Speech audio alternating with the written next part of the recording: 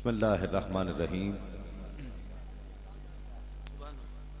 الحمدللہ رب العالمین والصلاة والسلام علی سید الانبیاء والمرسلین یا صاحب الجمال و یا سید البشر یا صاحب الجمال و یا سید البشر من وجہک المنیر لقد نور القمر لا يمكن الثناء کما کان حقہ بعد از خدا بزرگ توئی قصہ مختصر سی میری کہانی ہے، بہت ہی مختصر سی میری کہانی ہے۔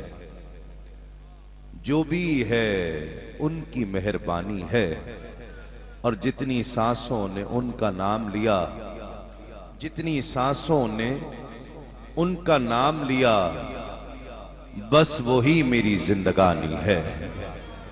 جو بھی ہے ان کی مہربانی ہے، اور نعت محبوب داور سند ہو گئی، فرد اسیاں میری مسترد ہو گئی۔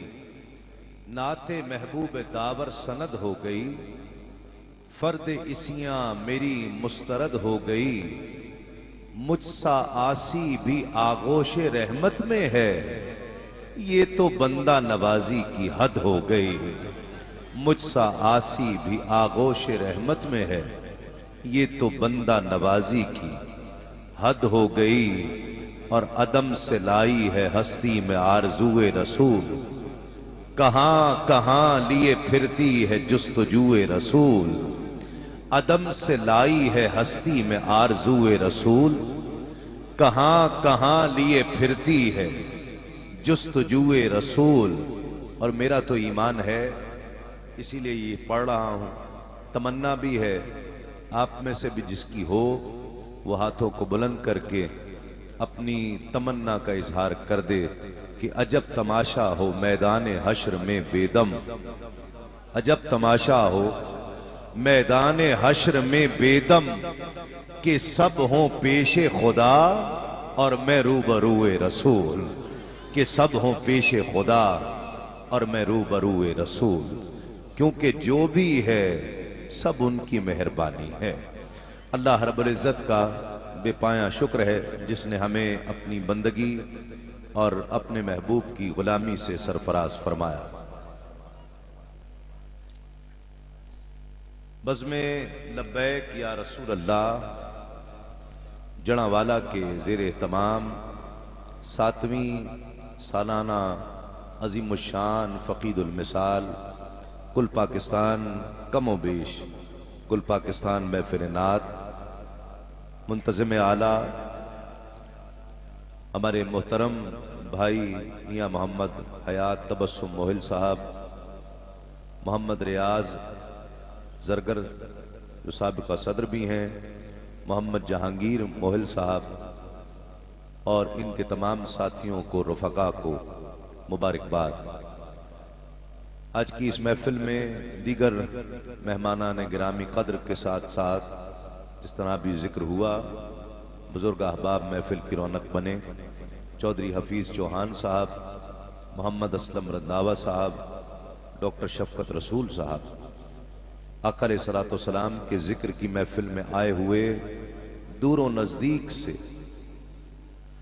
تمام حاضرین و سامعین، السلام علیکم ورحمۃ اللہ وبرکاتہ۔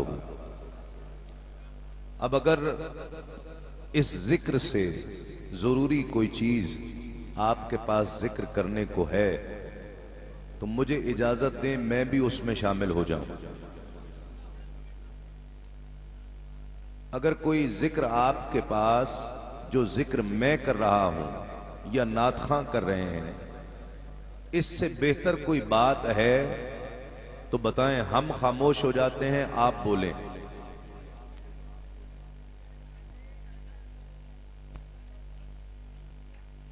کوئی ہے تو بتا دیں۔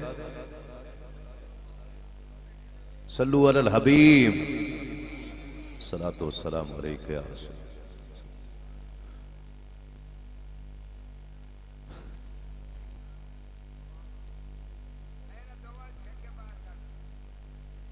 جو بادہ کش ولا کا نشہ کل پہ ٹال دے، جو بادہ کش ولا کا نشہ کل پہ ٹال دے، للہ اپنی بزم سے اس کو نکال دے۔ جو بادہ کش ولا کا نشہ کل پہ ٹال دے، للہ اپنی بزم سے اس کو نکال دے۔ آپ لوگوں کا ذوق ماشاءاللہ بہت اچھا ہے، جس طرح زاہد علی زاہد پڑھ رہے تھے سلجھے ہوئے انداز سے، خوبصورت انداز سے، یہاں کے پڑھنے والے سلجھے ہوئے، جن نعت خانوں کا آپ نے بلایا سلجھے ہوئے، اس سے تو میزبانوں کے ساتھ ساتھ آپ کا بھی ذوق پتہ چلتا ہے کہ آپ کتنا لطیف سننے والے ہیں۔ لیکن یہ جو ایک دو مسائل ہیں یہ اگر پہلے حل ہو جائیں تو اچھا ہے، پھر اس کے بعد جو ہے وہ ذکر کر لیا جائے۔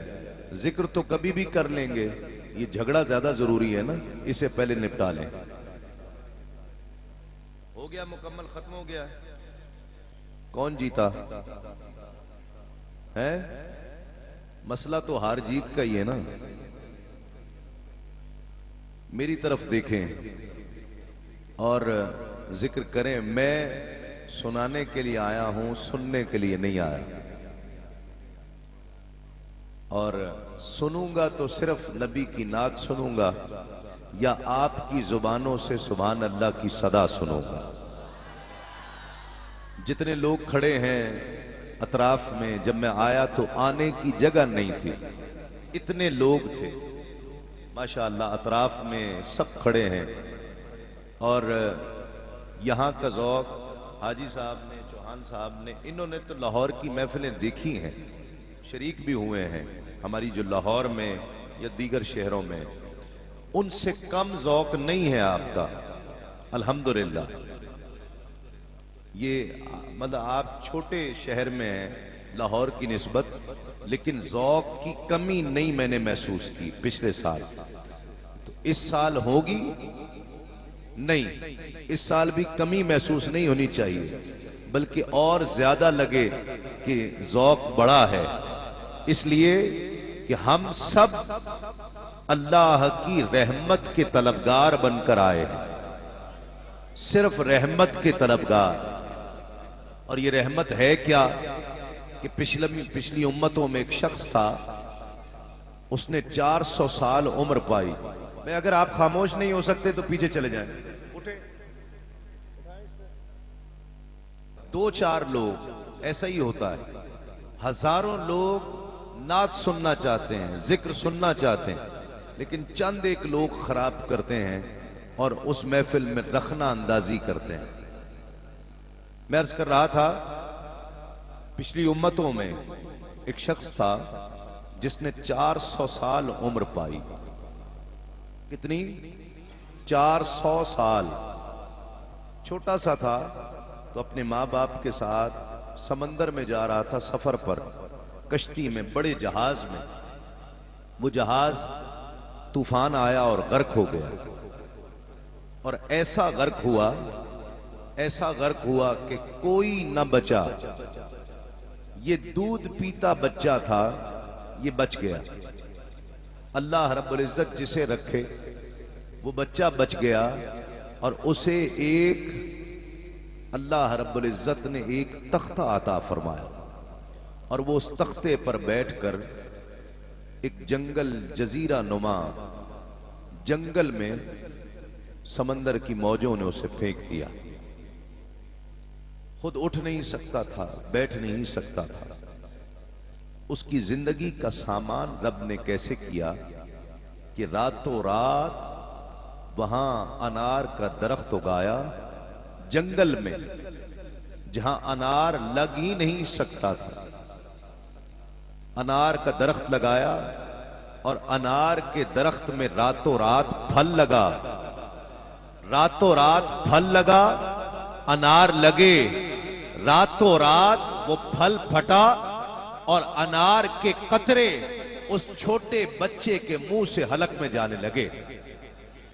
یہ رزق پہنچنے لگا، اور پانی کا ایک میٹھا چشمہ جاری فرمایا، ایک پانی کا میٹھا چشمہ جاری فرمایا، اور اس چشمے کا میٹھا پانی اس بچے تک پہنچتا. اسی